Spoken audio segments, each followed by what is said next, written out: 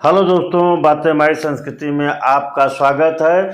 चलिए हम आपको बताते हैं कि विश्वामित्र और राजा की कहानी मैं आपको बताता हूँ, राजा सत्यव्रत की, जिसके कारण कि नारियल को पृथ्वी पर आना पड़ा। तो चलिए हम मुद्दे पर बात करते हैं। अपने चैनल के माध्यम से आप सभी को मैं ये बताना चाहता हूँ कि इस राजा सत्यव्रत और विश्वामित्र की कहानी।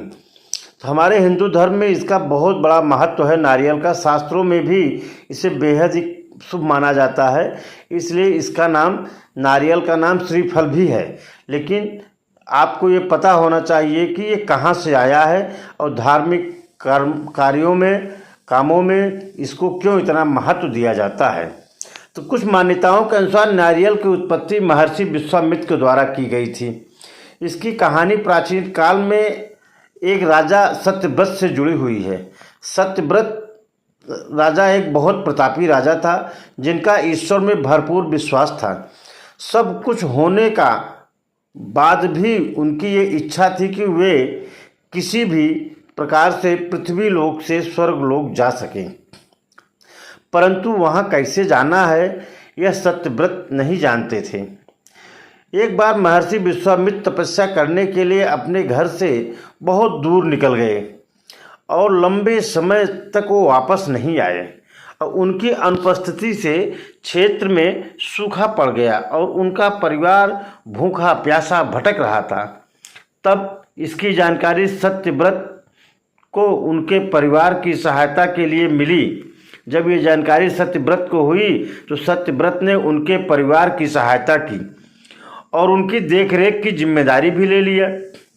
जब ऋषि विश्वामित्र वापस लौटे तो उन्हें परिवार वालों ने राजा की अच्छाई बताया और वे राजा से मिलने उनके दरबार पहुंच गए और उनका धन्यवाद किया।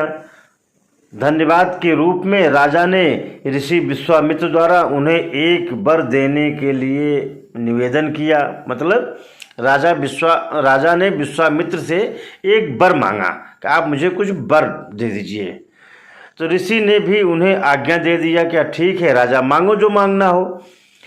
तब राजा बोले कि वह स्वर्ग लोक जाना चाहते हैं और अपने परिवार की सहायता का उपकार मानते हुए विश्वामित्र ने जल्द ही एक ऐसा मार्ग तैयार किया, क्योंकि भाई उनके परिवार की उन्होंने मदद किया था, जो सीधा स्वर्ग लोक को जाता था। राजा सत्यव्रत खुश हो गए और उस मार्ग पर चलते हुए जैसे ही स्वर्गलोक के पास पहुँचने ही वाले थे कि स्वर्गलोक के देवता इंद्र ने उन्हें नीचे की ओर धकेल दिया।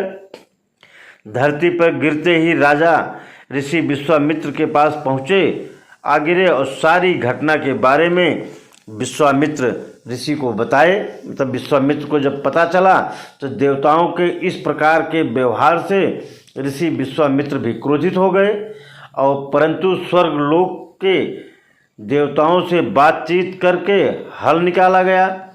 इसके मुताबिक राजा सत्यव्रत के लिए अलग से एक स्वर्गलोक का निर्माण करने का आदेश दे दिया गया।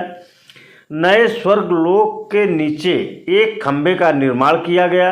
मतलब विश्वामित्र ने एक ऐसा खंभे का निर्माण किया, कहीं ऐसा न हो कि गिर पड़े वहाँ से स्वर्गलोक जो मैं बना रहा हूँ। तो इसके भय से उन्होंने खंभे का निर्माण किया। ऐसा माना जाता है कि यही खंभा समय आने पर एक मोटे पेड़ के तने के रूप में बदल गया और राजा सत्यव्रत का सिर एक फल बन गया, जिसे श्रीफल या नारियल के रूप में जाना जाता है। और आज के समय में हर शुभ कार्यों में इसका बहुत बड़ा प्रयोग है और हर शुभ कामों में इसका इस्तेमाल किया जाता है। तो नारियल के बारे में इसको श्रीफल भी कहा जाता है। मित्रों, हमारे घर में पूजा पाठ में किसी भी प्रकार में नारियल का फल बहुत ही पूजनीय है। हर कार्यों में इसका इस्तेमाल किया जाता है। अगर ये जानकारी आपको अच्छी लगी हो मित्रों, चैनल को लाइक और सब्सक्राइब शेयर करना न भूलिएगा।